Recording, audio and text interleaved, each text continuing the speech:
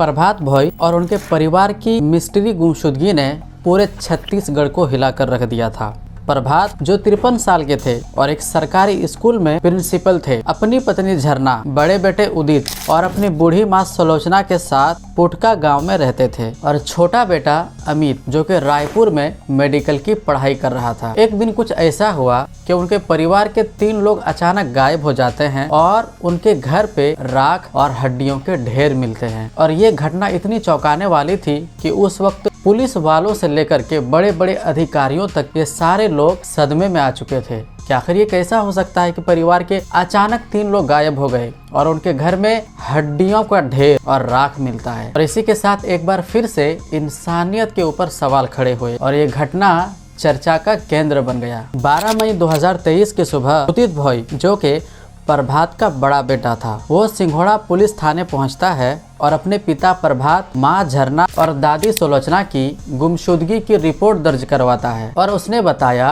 कि 8 मई को ये तीनों रायपुर के हॉस्पिटल के लिए निकले थे, जो कि बीच बीच पर फोन पर इनसे बात मेरी हुई, लेकिन 10 मई से सभी फोन बंद हो गए। पुलिस ने इस मामले को गंभीरता से लिया और इसकी तफ्तीश में जुट गई। पुलिस ने पूछताछ शुरू की कि रायपुर में उनका कौन कौन रिश्तेदार था और ये परिवार अक्सर किनके यहाँ जाया करते थे। इनका किसी के साथ कोई विवाद तो नहीं चल रहा था। प्रभात के स्कूल के भी हालातों की जांच शुरू हुई। पुलिस ने पड़ोसियों से बातचीत कर संभावनाओं की तलाश शुरू की और इसके साथ पुलिस ने यह अनुमान लगाया कि यह परिवार अगर किडनैप हुए हो या ये लोग घर छोड़ करके भागे हो तो समय इतना बीत चुका है कि ये लोग काफ़ी दूर निकल चुके होंगे।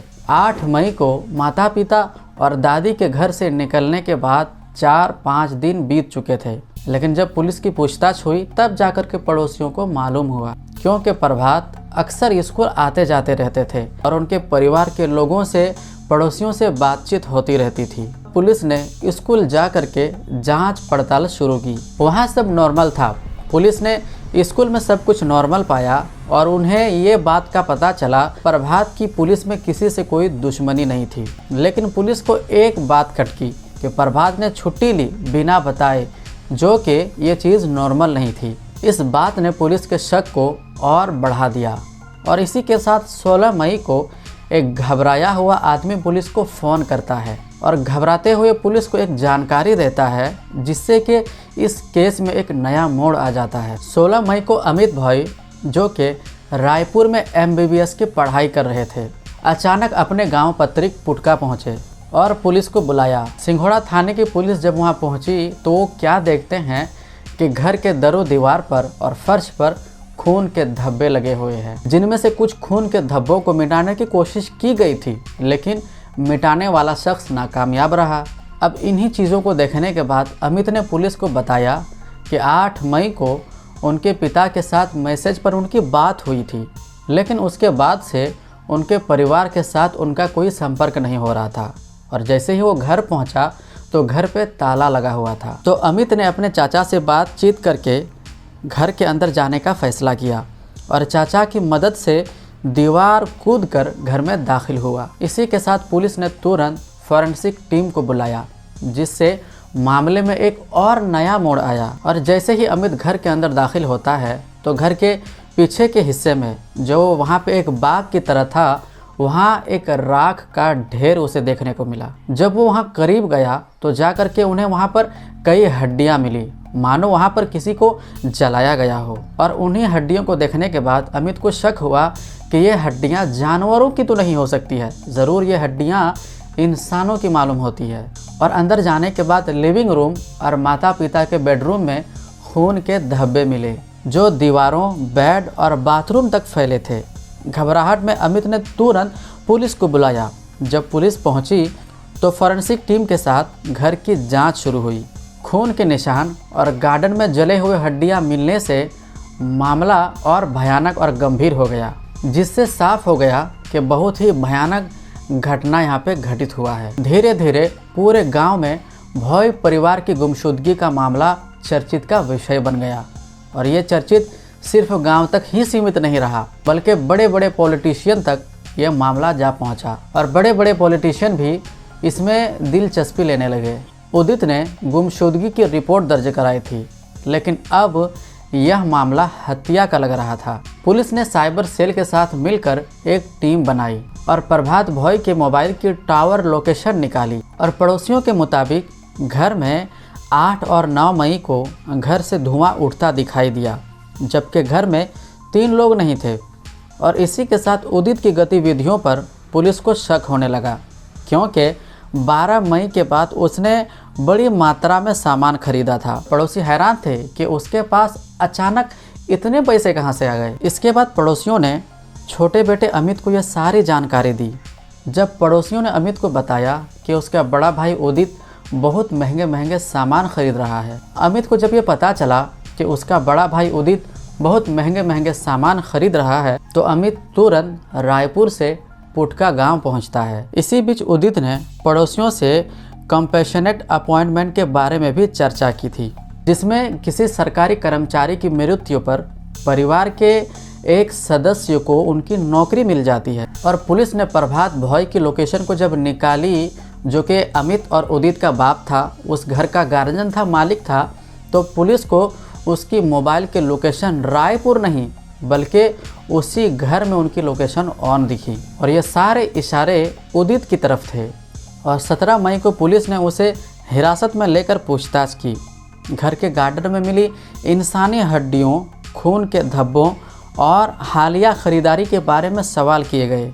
आखिरकार उदित ने कबूल कर लिया कि वो बेरोज़गार था, नशे का आदी था और परिवारों के सदस्यों की सफलता से वो जलता था। उदित अपने नशे की लत और बेरोज़गारी के कारण अपने परिवार से वो झगड़ता था।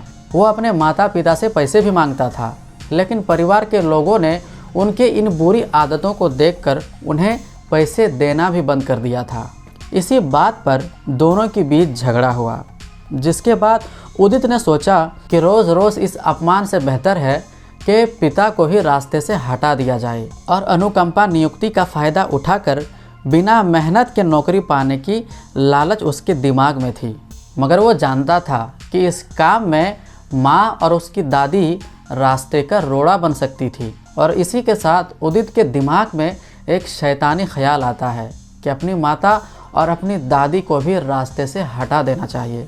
8 मई की सुबह 2 बजे उसने घर में रखी हुई हॉकी स्टिक उठाई और अपने माता पिता के बेडरूम में गए, जहां पर उनके पिता आराम कर रहे थे। वो उन पर ताबड़तोड़ वार करना शुरू कर देता है, जिससे पिता को बचने का कोई मौका नहीं मिला। उनकी माँ वहीं सोई हुई थी। उनकी जब आंख खुली तो उन पर भी हमला कर देता है और उनको भी मौत की नींद सुला देता है। इन दोनों को मारने के बाद वो अपनी दादी को भी मार डालता है। इसके बाद उसने तीनों शवों को बाथरूम में छुपाया और घर से बाहर चला गया। कुछ समय बाद लौटकर उसने शवों को घर के पीछे गार्डन में ले जाकर लकड़ियों के ढेर के नीचे छुपा दिया और उसके बाद उन पर सैनिटाइज़र छिड़ककर आग लगा दी। इसके बाद उसने घर के अंदर सफाई की और सबूत मिटाने की कोशिश की। उदित ने देखा कि शव पूरी तरह से नहीं जले थे, इसलिए उसने फिर से सैनिटाइज़र डाला, लकड़ियाँ डाली और फिर से आग लगाई। ये आग 2 दिनों तक जलती रही, जिससे पूरी तरह से तीनों शव खाक में बदल गए। इसके बाद उसने बचे हुए राख और अवशेषों को गार्डन में एक गड्ढे में भर दिया। ये सारी चीज़ें करने के बाद उसने अपने छोटे भाई अमित को फ़ोन पर मैसेज करके कहा कि वो रायपुर में इलाज करवा रहे हैं। और 12 मई को उसने सिंघोड़ा पुलिस स्टेशन जाकर अपने माँ बाप और दादी की गुमशुदगी की रिपोर्ट दर्ज करवाई, ताकि उस पर किसी तरह की कोई शक ना हो। अब उसे घर के पैसों का पूरा एक्सेस मिल चुका था और वो आराम की सारी चीज़ें धीरे धीरे मंगवाना शुरू कर दिया। पुलिस ने जब उसकी गतिविधियों की जांच की तो हॉकी स्टिक, लाइटर और सैनिटाइज़र उसके बेड से बरामद हुए। पड़ोसियों को उसकी हरकतों पर शक हुआ और अमित जब रायपुर से अपने गांव पुटका आया, अपने घर आया, तो उसने सारी ये चीज़ें उजागर कर दी। उदित के खिलाफ सिंघोड़ा थाने में हत्या 302 और सबूत मिटाने 201 के तहत केस दर्ज किया गया। एक बेरोजगार बेटे ने पैसों की लालच में और नौकरी के लालच में अपने माता पिता और अपनी ही दादी की हत्या कर देता है। तो दोस्तों, क्या ऐसे लोगों को समाज में जीने का हक है? आप हमें कमेंट में ज़रूर बताएं। और ऐसे ही रियल क्राइम स्टोरीज़ के लिए, जो कि रियल क्राइम स्टोरीज़ हमें काफ़ी कुछ सिखा जाती है, तो आप हमें सब्सक्राइब ज़रूर करें। तो मैं मिलता हूँ आपसे अगले वीडियो में, तब तक के लिए अपना और अपनों का ख्याल रखें।